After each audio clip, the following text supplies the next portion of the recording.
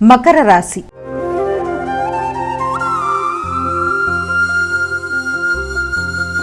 అమ్మా, మకర రాశి వారికి ఎలా ఉంది ఈరోజు?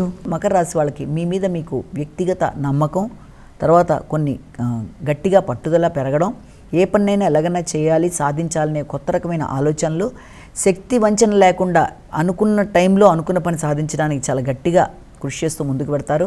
ఆ విషయంలో వ్యక్తుల యొక్క సహకారం మీకు లభ్యమవుతుంది. ఊహించని విధంగా వ్యక్తుల యొక్క సహకారం లభ్యమవడం, అదేవిధంగా సంతానం యొక్క అభివృద్ధి, సంతానం యొక్క సహకారం, ఆర్థిక విషయాలు, అలాగే మంచి వాహన మార్పులు, కొనుగోలు మొదలైన వాటి కొరకు తీసే చర్చలు చాలా వరకు అనుకూలంగా ఉండే అవకాశం ఉంది. వృత్తిపరంగా వ్యక్తుల యొక్క సహకారం మీకు మానసిక ప్రశాంతతనిచ్చే అవకాశంగా భావించవచ్చు. కుంభరాశి.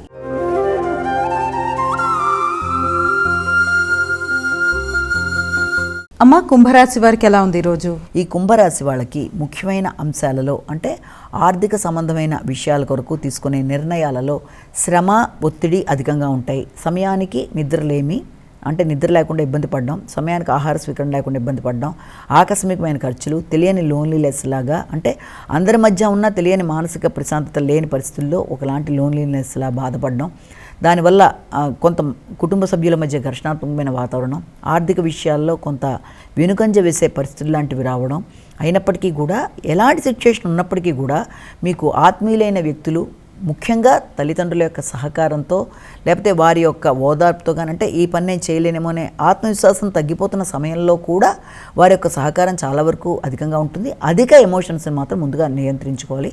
అత్యధిక ఆత్మవిశ్వాసంతో, అత్యధిక ఎమోషన్స్తో తీసుకునే నిర్ణయాలు కరెక్ట్ కాదు కనుక వీళ్ళంతవరకు ఆ విషయంలో జాగ్రత్తలు తీసుకుంటూ ఆత్మీయులైన వ్యక్తుల యొక్క సహకారంతో ముందుకు వెళ్ళి అనుకున్న ఫలితాలు సాధించడానికి ప్రయత్నం చేయాలి. మీనరాశి.